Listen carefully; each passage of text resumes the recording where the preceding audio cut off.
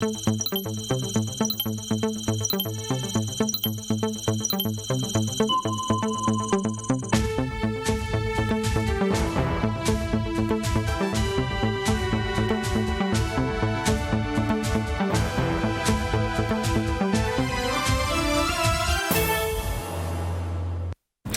assises nationales sont ouvertes depuis quelques heures. Le capitaine Marcel Méda, représentant du chef de l'État, dans son discours a transmis les souhaits de ce dernier, que les assises laissent place à un processus inclusif et conforme aux aspirations du peuple. En ce moment, le projet de la charte de la transition fait l'objet d'amendements en vue de son adoption. Prestation de serment ce 13 octobre au Conseil constitutionnel, le contrôleur général d'État adjoint et 3 contrôleurs d'État ont été investis membres de la LCE-LC. Conscients des défis actuels, ils se sont engagés à travailler pour l'atteinte des objectifs de l'institution. Et puis football, rattrapage des matchs de la 3e journée du championnat national Ligue 1. Le Racing Club de Bobo Dioulasso a reçu hier l'étoile filante de Ouagadougou au stade Wobi. Le RCB, un maître des lieux, a disposé de l'EFO. Score final 4-0. Je vous retrouve donc pour un nouveau journal. Bonjour et bienvenue. Les assises nationales donc sont effectivement ouvertes depuis ce matin. Cette rencontre de 48 heures avec les forces vives de la nation va désigner le président de la transition et en ce moment, l'heure est à l'amendement du suivi donc de l'adoption de la charte de la transition. La cérémonie d'ouverture était présidée par le capitaine Marcel Méda, représentant donc le chef de l'État. Ce dernier, le capitaine Ibrahim Traoré, a transmis un message souhaitant que la tenue de ces assises soit le point de départ pour écrire une nouvelle histoire de paix, sécurité dans un élan de développement durable. Geoffroy Vaha, Abdourahmane. Nous sommes devant la salle de conférence de Ouaga 2000 où se tiennent les assises nationales. Vous le verrez derrière moi, un véritable comité d'accueil avec des manifestants qui tiennent des drapeaux. D'abord celui du Burkina et ensuite, vous le remarquerez, le drapeau de la Russie. Le message donc semble assez clair. Des t-shirts aux couleurs et à l'effigie du capitaine Ibrahim Traoré. Mais cette ambiance contraste avec celle que nous avons à l'intérieur de la salle où les délégués était pour la cérémonie d'ouverture notamment de ces assises-là.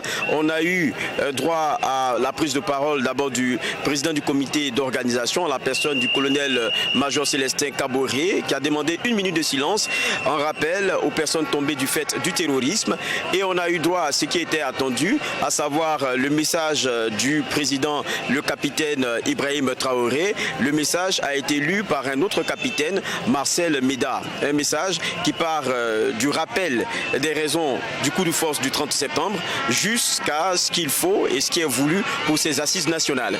Des officiers, sous-officiers et militaires du rang ont été contraints de prendre leurs responsabilités pour recadrer et recentrer les objectifs de la transition autour des priorités, à savoir la reconquête et la sécurisation de l'intégralité du territoire national.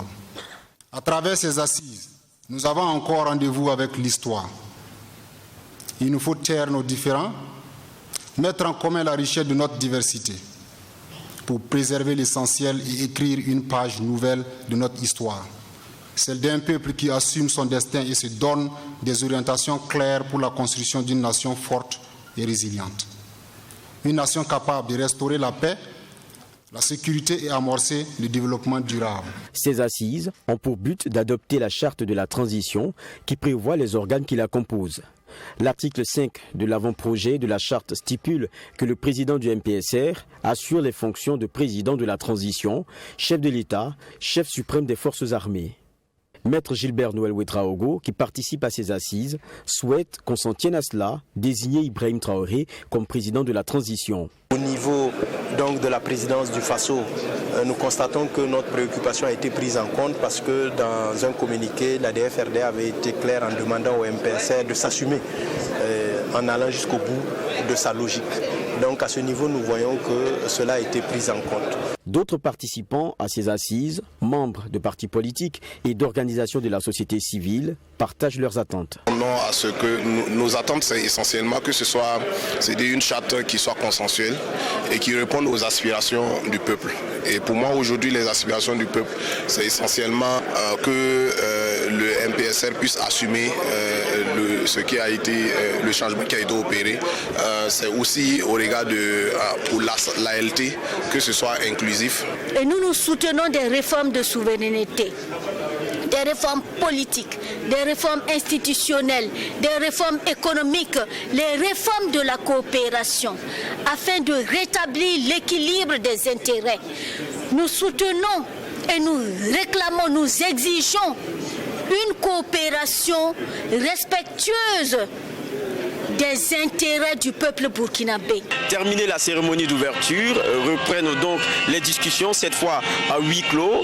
Logiquement, cela était prévu pour 3 heures d'horloge, mais cela pourrait, selon certaines indiscrétions, s'étendre un peu plus en longueur. Dans tous les cas, la presse a été conviée à donc patienter, histoire d'attendre pour ce qui sera de la signature, notamment de la charte, et on aura donc le clair mot de son contenu et de ce qui a été retenu.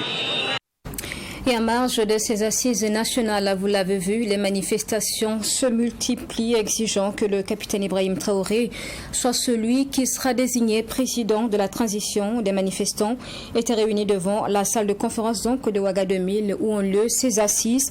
Ils exigent également la fin de la coopération militaire avec la France au profit de la Russie. Abdourahim Nienye et Fatimata Nikima. Ils ne sont pas officiellement invités aux assises nationales dans la salle de conférence de Ouaga 2000, mais ces manifestants tiennent à faire passer leur message. Postés devant cette salle, ils attendent tous une seule information, la désignation du capitaine Ibrahim Traoré comme président de la transition. Comme vous pouvez le constater, je suis habillé par mon capitaine, le président. Ça doit être lui. Actuellement, les assises continuent. Et nous, on veut qu'à la sortie de ces assises-là, que ce soit le capitaine Ibrahim Traoré. Sinon, eux-mêmes, ils ne sortiront pas. On est là pour venir savoir si c'est le capitaine Ibrahim Traoré qui sera désigné comme le président de la transition. Comme il avait dit qu'avant l'assise, qu'ils vont désigner un président soit civil, soit militaire. Nous, on est là. Si ce n'est pas Ibrahim Traoré, on ne connaît pas une autre personne comme le président. 70% de la jeunesse burkinabé est à moins de 35 ans. Aujourd'hui, la jeunesse souffre. Nous voulons vraiment avoir des résultats avec lui. Et il sait ce que traverse la jeunesse. Donc c'est pour cela que nous voulons qu'il soit au devant de toute la scène. Il va diriger le gouvernement pour qu'on puisse avoir la victoire sur les terroristes. Ces derniers sont donc convaincus qu'il est le seul leader qui peut travailler à l'instauration de la sécurité. Selon ces manifestants, le peuple l'a choisi et il doit assumer ses responsabilités. Le peuple a parlé.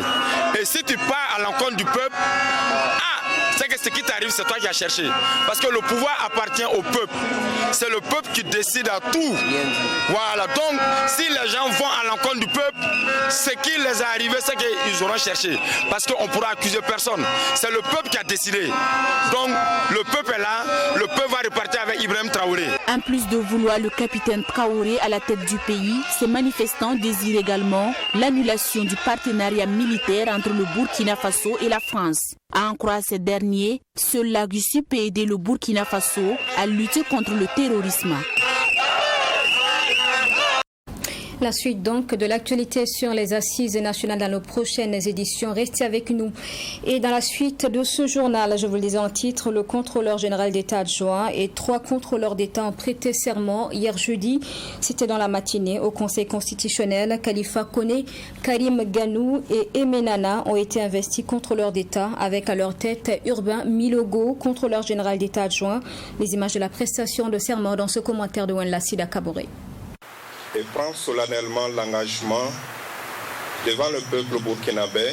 Urbain Milogo, en qualité de contrôleur général d'État adjoint, Khalifa Koné, Karim Gano et Menana, en qualité de contrôleur d'État, ont tous prononcé la formule du serment. La main droite levée devant la juridiction constitutionnelle du Burkina Faso, ces nouveaux membres de la SCLC sont ainsi investis. Ce qui est attendu précisément du contrôleur général d'État adjoint, c'est effectivement la coordination technique du métier. On entend par métier ici donc les audits dont vous parlez, les investigations, déclarations d'intérêt et la prévention. Donc l'action du contrôleur général d'État adjoint, c'est la coordination de tout ceci. Avec le soutien déjà de toute l'équipe qui est là, nous pensons pouvoir accomplir de notre mieux ce qui est attendu de nous. Le contrôleur général d'État adjoint Urbain Milogo affirme être conscient de l'ampleur des tâches au sein de l'autorité supérieure de contrôle d'État et de la lutte contre la corruption. Il promet par ailleurs relever le défi afin de mener à bien les missions qui lui sont confiées. Nous allons continuer toujours à travailler comme nous le faisons, à monter d'ailleurs en puissance, comme vous le constatez ces derniers moments, avec la restructuration que nous avons eu à faire au niveau de la SCLC. Il y a quand même une certaine montée en puissance au niveau de l'investigation. Donc nous allons continuer dans ce sens, mais aussi continuer au niveau de la prévention, parce que c'est aussi important. La prévention, les sensibilisations, mais aussi les audits. Parce que l'idée, ce n'est pas de chercher ceux qui font mal pour les punir, mais c'est d'éviter même que les gens arrivent à pouvoir faire mal. Donc nous allons travailler et je crois qu'avec toutes les ressources humaines qui arrivent, ça va nous permettre donc de progresser dans ce sens-là. Au terme de l'audience solennelle, le président par intérim, Brema Sissé, a signifié au contrôleur général d'État adjoint de se départir de leurs convictions et intérêts personnels, politiques, pour se mettre résolument au service de l'intérêt général. Demain, 15 octobre, 35e anniversaire de l'assassinat du capitaine Thomas Sankara. Les grands aspects de la commémoration ont été donc exposés hier par le Comité international du mémorial Thomas Sankara. Ce 35e anniversaire, selon le comité, permet d'ouvrir un grand chantier de réhabilitation de la mémoire de la Révolution. Le sujet des similitudes entre les coups d'État des capitaines Thomas Sankara et Ibrahim Traoré a été abordé. Nous en parlons dans ce reportage signé Abdoulaye Migné. C'est sous un double signe, celui de la justice, rendu au feu capitaine Thomas Sankara et de ses 28 compagnons, et celui de l'augmentation croissante des héritiers de l'idéal Sankara, que sera célébré en cette année 2022, le 35e anniversaire de l'assassinat de Thomas Sankara. En marge de cette célébration prévue pour le 15 octobre prochain, le Comité international du mémorial a donné les grands axes de cet événement historique. Le procès étant derrière nous, il s'ouvre pour tous un grand chantier de réhabilitation de la mémoire de la Révolution. Un chantier qui sera jalonné par des campagnes de collecte d'archives, d'enregistrement, de témoignages, de production de supports de diffusion, des idées de la Révolution pour la nouvelle génération. La cérémonie de ce 35e anniversaire sera marquée par la remise du flambeau à la jeune génération qui devrait conduire les idéaux de la révolution du feu capitaine Sankara au Burkina Faso et à travers le monde. Toute chose qui justifie le choix du thème « Passer le flambeau de la révolution à la jeunesse ». C'est extrêmement urgent, c'est une tâche prioritaire, mais c'est surtout le procès qui nous a amené ça. Il y avait les questions de la jeunesse et tout, mais ça n'avait pas complètement mûri. Mais le procès là, quand j'étais assis, j'ai dit, mais tiens, c'est pas possible. Un tel, on dit il est mort. Un tel, on dit il est mort. On veut voir telle question, on ne peut pas. J'ai la chance que pratiquement tous les grands responsables du secrétaire général des CDR, ils sont tous vivants. Vous pouvez en profiter pour savoir quelle est l'organisation et qu'est-ce qui se passait dedans. Cette célébration se tient au même moment que les assises nationales qui doivent désigner le président devant conduire la transition après l'avènement du capitaine Traoré le 30 septembre dernier. Du point de vue de l'opinion publique, il existe une similitude entre le capitaine Ibrahim Traoré et celui du feu capitaine Sankara. Je ne crois pas personnellement qu'il peut y avoir deux Thomas Sankara dans le Burkina Faso et dans le monde. Il y a un et un seul, et il y aura un seul. Il y a un seul Ibrahim Traoré et il y aura un seul Ibrahim Traoré. Ils peuvent y avoir des similitudes, etc., mais pas les mêmes. Et si d'ailleurs Ibrahim Traoré répète les erreurs que nous avons faites au cours du Conseil national de la Révolution, il y a un problème là. Il faut qu'il l'améliore, normalement. Ça, c'est clair, c'est même le processus, c'est la base même du sankarisme, oser inventer l'avenir. Depuis le 4 août dernier, le comité a lancé une initiative mensuelle dénommée « À la découverte de la Révolution démocratique et populaire RDP ». L'objectif étant d'expliquer aux jeunes les grands rêves et surtout ce qui a été réalisé de manière concrète durant les 4 ans de Révolution démocratique et populaire. Le coup d'État du 30 septembre dernier a suscité plusieurs mouvements de protestation contre la place de l'armée française au Burkina. Des emprises diplomatiques françaises ont subi des actes de vandalisme. L'Institut français à Ouagadougou présente d'importants dégâts matériels et les acteurs culturels burkinabés déplorent ce qui s'est produit dans le sens où cet espace en question est leur lieu de travail. Le constat des dégâts avec Abdourahmane Nié. De la guérite au cafétéria en passant par les médiathèques, le centre de langue et Campus France, aucun compartiment n'a échappé aux actes de vandalisme. Les portes saccagées, les livres à même le sol et les fenêtres endommagées. C'est le constat ici à l'Institut français de Ouagadougou. Actuellement, il faut faire, un bilan après. Sinon, on ne peut pas dire ce qui a été touché, ce qui a été emporté, on ne peut pas dire exactement. Mais d'or est déjà bon, moi, mon côté, il y a beaucoup qui manquent. Parce que j'ai vu, il y a par exemple des appareils qui ont été brûlés au Grand Dehors, vous pouvez voir. Il y a des consoles, il y a tout, ils ont pris, ils ont sorti, ils ont brûlé. Il y a des instruments qu'ils ont brûlés. Par exemple, il y a l'artiste Papa.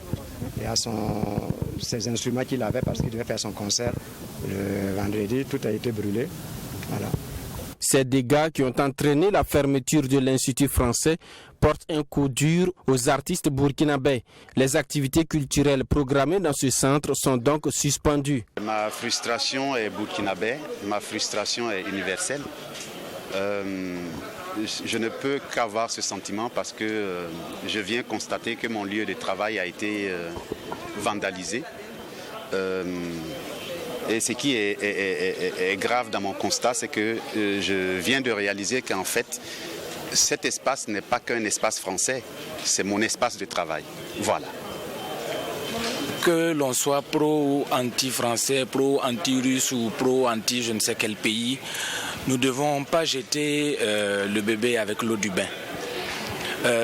Ici au CCF, lorsqu'on lit les ouvrages, le FESPACO est né ici. Et Ouaga Hip Hop de Ali Diallo, où j'ai travaillé pendant longtemps, est né ici. Jazz à Ouaga, pareil. Et on a plein d'événements culturels qui sont nés ici. On a plein de carrières qui ont été construites à partir d'ici. Il y a beaucoup de nos enfants viennent dans la bibliothèque du CCF. Beaucoup d'élèves, d'étudiants, de chercheurs viennent faire leurs recherches dans cette salle, sans distinction de race, d'ethnie, de confession religieuse, d'appartenance politique ou d'obédience quelconque. Et c'est ce que je trouve un peu frustrant. Les hommes de médias ont pu constater l'ampleur des dégâts. Le régisseur, interrogé sur une date probable de réouverture, affirme que pour l'instant, l'heure est à l'évaluation des dégâts. Crise sécuritaire au Burkina, crise économique mondiale, le secteur informel burkinabé est fortement touché. Selon le Conseil national de l'économie informelle, donc, la majorité des personnes déplacées internes, plus de 93%, sont des acteurs du secteur informel. Dans le prochain reportage, donc, avec Fatimata Nikiema, le président du Conseil revient sur les différentes préoccupations des membres de sa structure avec quelques conseils donc à suivre.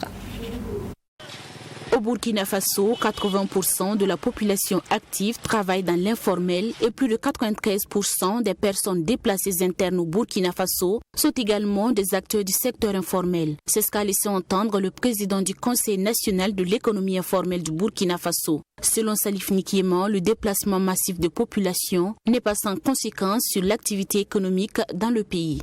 Beaucoup de nos acteurs viennent dans les provinces et dans les régions, dans les grandes villes pour approvisionner. Et actuellement, comme ils sont déplacés, ils sont nous rejoindre dans les grandes villes comme Ouagadougou et Bobo-Dioulasso. Donc ça fait que toutes nos activités sont arrêtées, ça ne marche plus. Les activités du secteur informel sont impactées, explique le président du Conseil de l'économie informelle, mais la préoccupation majeure reste l'insécurité. Il est donc primordial de travailler à la recherche de la sécurité avant de penser à la relance économique, selon Salif Nikiema. Nous interpellons l'autorité à tout faire, puisque les gens vont retourner dans leurs familles respectives et commencer leur activité et relancer l'économie du pays. Sans que ces personnes ne rentrent chez eux, l'économie sera difficile de relancer. Mais si on veut la vraie politique, il faut premièrement que les gens passent chez eux pour aller commencer à exercer leur activité. Et vous savez que si les acteurs sont déplacés, qu'ils sont des déplacés internes, ça ajoute même l'insécurité. Parce qu'un homme qui n'est pas épanoui de lui-même va s'injecter dans le mauvais. Et pour ne pas que ces personnes tombent dans le grand banditisme et pour pallier les difficultés actuelles, le Conseil de l'économie informelle propose des pistes de solutions. Pour s'en sortir, il faut qu'on crée des projets uniquement avec les acteurs de l'économie informelle de tout l'étendue du territoire. Essayer de travailler des projets de relance économique et révolutionner notre système et changer notre manière de faire. En plus de la crise sécuritaire, la guerre russo-ukrainienne impacte aussi très négativement les activités du secteur informel au Burkina Faso, surtout avec l'augmentation du prix des hydrocarbures. Et comme le carburant est cher, tout le transport mondial est augmenté. Le dollar est augmenté. Donc ça fait que le produit, dans les boutiques, dans les marchés, les produits sont augmentés. Donc, c'est ça qui fait que la vie, les gens disent que la vie est chère. Et c'est vraiment sincèrement cher. C'est ça que nous interpellons nos autorités à appuyer la consommation locale.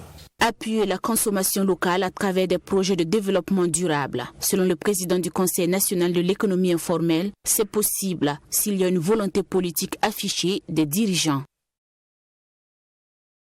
Et puis en sport Ligue 1, le Racing Club de Bobo Dioulasso a complètement maîtrisé la vitesse de l'étoile filante de Ouagadougou.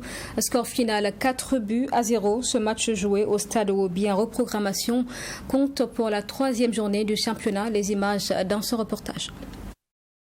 Le calice à la Ligue pour l'étoile filante de Ouagadougou en Ligue 1.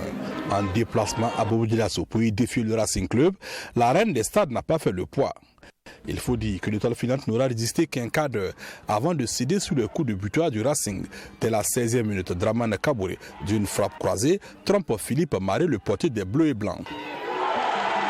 L'EFO n'a pas le temps de réagir, que le RCB enfonce le clou 15 minutes plus tard avec Mikaelou Diallo qui d'une reprise au second poteau montre la voie du succès à son équipe. 2-0 pour le RCB qui étreint son avantage jusqu'au terme de la première période.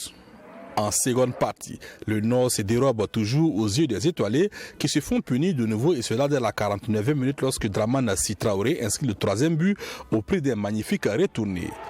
3-0 en faveur du Racing qui clôt le débat à la 82e lorsque Sekou Diabaté Junior inscrit le 4e but des Tigres. 4-0. La note est salée, la satisfaction est bobolaise, mais Oscar Barou, la tête pensante du RCB, ne retient pas le score. Pour moi, ma satisfaction dans ces matchs, c'est surtout dans l'application. Mes joueurs ont été beaucoup plus appliqués, ils ont été beaucoup plus respectueux des consignes. Et voilà, donc c'est la plus grande satisfaction et non le score. Pour Lassina Sawadougou, le coach de l'étoile filante de Ouagadougou, la défaite était prévisible. C'est une soirée difficile, c'est un match difficile, mais c'est à l'égard des événements qu'on est en train de vivre au sein de l'équipe, moi je ne suis pas du tout étonné. Moi je félicite mes joueurs parce qu'ils ont été professionnels jusqu'au bout. Avec cette victoire, le RCB se donne un véritable bol d'oxygène et intègre le top 3 du championnat avec 8 points. Pour l'étoile filante de Ouagadougou, c'est déjà la 2e défaite de la saison après seulement 4 journées. C'est donc dit que la reine des stades ne débute pas de la meilleure des manières possibles à l'exercice 2022-2023. Images et commentaires de John William Somda qui met fin donc à ce journal. Merci de l'avoir suivi. Je vous souhaite une excellente suite à notre compagnie. Je vous retrouve demain 13h.